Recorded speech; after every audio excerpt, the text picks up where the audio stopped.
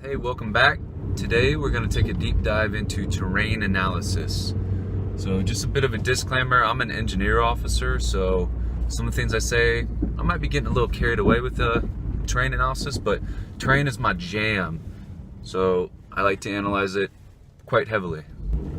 So as we talked about before, terrain analysis, the acronym for terrain analysis is OAKOC. So we got obstacles, avenues of approach, key terrain, observation of fields of fire, and cover and concealment. And also, as we said in the TLP's video, before you actually start doing your terrain analysis, we create a thing called a GDOT. It's a graphical depiction of terrain, all right? So for the GDOT, what we do is we take our map, imagery, what do we have for our objective area, and really our entire AO. We put an overlay over it, and we identify the severely restricted and restricted terrain, and that shows us where the existing obstacles are within our AO. All right, so the way you do that is take a green marker, a map marker, and on our overlay, terrain that looks restricted or severely restricted, we're gonna outline it with our green marker. And then for what you consider to be restricted terrain, you're gonna put just single hashes all the way through that outline, all right? And that will signify restricted terrain. And for restricted terrain, think of terrain where the contour lines on a map are starting to get closer, where there's like swampy areas, a creek maybe. And then you're gonna do the same thing for severely restricted terrain, all right? Except you're gonna put double hashes through it, all right? So your line should be crossing all the way through. And for severely restricted terrain, think like lakes, cliffs, and kind of general rule of thumb is if you're gonna need special equipment to get up it, as like a dismount, then it's probably severely restricted. All right, so once you do that, you should have a nice visual of where all the obstacles are. Those are your existing obstacles.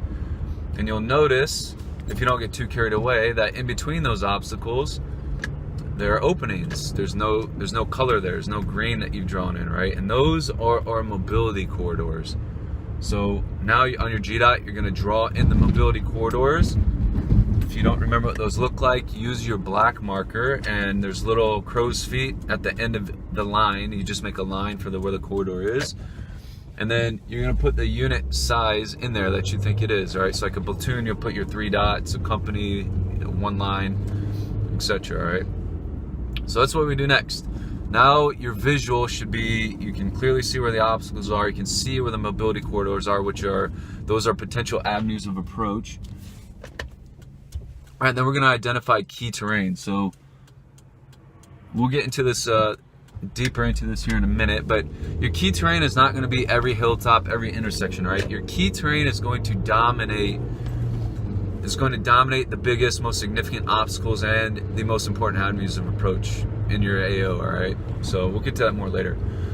And then really for observation fields of fire, cover and concealment, you don't need to do anything. What you can do for observation fields of fire is actually draw like the ranges of weapon systems from key terrain and stuff, but it's not totally necessary. So now once we've completed our GDOT, we should have a beautiful visual of what the terrain is doing. We should see our obstacles, where the avenues of approach are, etc. So now we go into our actual analysis. So for obstacles, the most common pitfall I see that drives me crazy is for obstacles, we will just identify an obstacle and then we'll say it's gonna slow us down or make us go a different way. That is not how you analyze obstacles. Obstacles have 4 effects and that's it. Turn, block, disrupt, and fix. So those are the terms that you should be talking in. We identify, first we should start off with the most significant existing obstacle, identify what effect it has, and then give the so what, all right? And the so what is not, it's gonna slow us down or gonna take longer, right? Friendly and enemy use obstacles to kill each other. They are deadly. Obstacles are neutral, but we use them to kill other people. So your conclusion should have something to do with the fight you're about to have around the objective area, all right? So for example, Mineral Springs Brook, this existing obstacle has a disrupt effect. The significant conclusion about this obstacle, it is about 100 meters from the objective. If the enemy is aware at all, they'll likely be overwatching this obstacle because it's a linear danger area and it disrupts us. So it'll allow them to do 2 things if they use it. 1, they'll be able to see us quite far and identify our approach. That will provide them early warning, then they can maneuver on us. And then 2, if they want to amplify the effect of that disrupt, they'll place direct fires over it. They can attack us and we will inflict casualties. Therefore, We should avoid Mineral Springs Brook near the objective at all costs. That is a good deduction, right? That is something that we can use in action on. All right, we'll say another example. So Mineral Springs Mountain, all right, 100 meters west of the objective. This is an existing obstacle. Its natural effect is turn. What is the key deduction from this?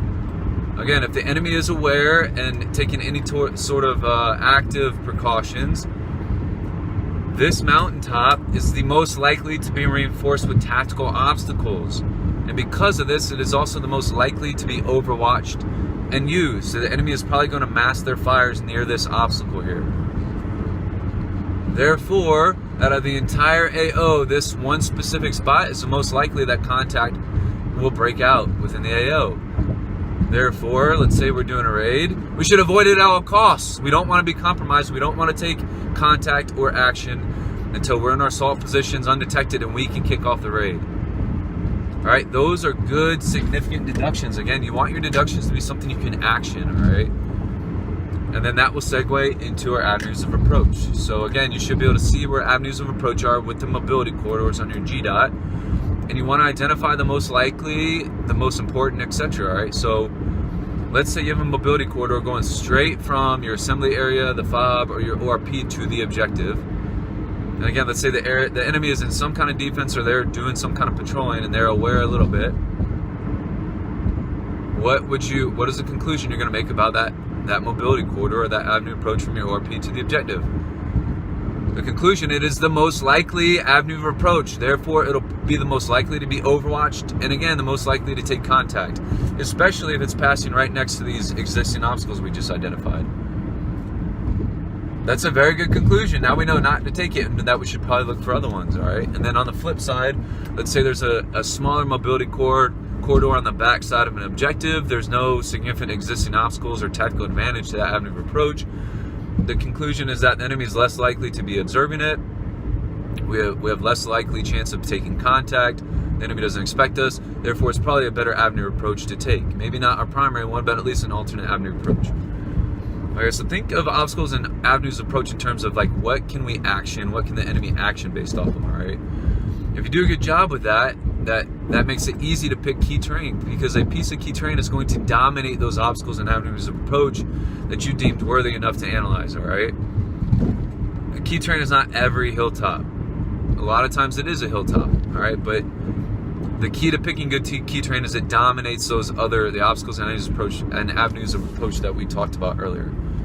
We get observation fields of fire, cover, concealment. We can kind of chill and like not go so crazy with analyzing these, but they should be specific again to the obstacles and avenues of approach that you just depicted. Like you don't need to describe observation fields of fire everywhere within your AO. You should describe it from pieces of key terrain, from the objective. So for instance, from observation fields of fire from Mineral Springs Mountain to the east, we have about 800 meters of observation fields of fire. But to the west, because of IV lines and visibility, anybody on this hilltop can only see about 200 meters to the west. That is a good conclusion to draw, or at least identify, because then we know if we're going to approach from the west versus the east, like there's a better chance of being seen, or it helps us determine the advantages that this terrain gives us. All right. And same with cover and concealment. You want to take a good look. Don't just say, hey, there's rocks and trees everywhere throughout. Like, if the enemy has fighting positions, you want to go into detail on what kind of fighting positions they have and the advantage that provides them. You have to do good terrain analysis before we get into our enemy analysis, because the enemy necessarily is going to fight that terrain, right? A good enemy is going to take advantage of the things we just analyzed. And a lot of times we underanalyze terrain, and then we have a poorly developed enemy that's going to kick our butt later on. All right, so hey, thanks for watching, and look forward to seeing you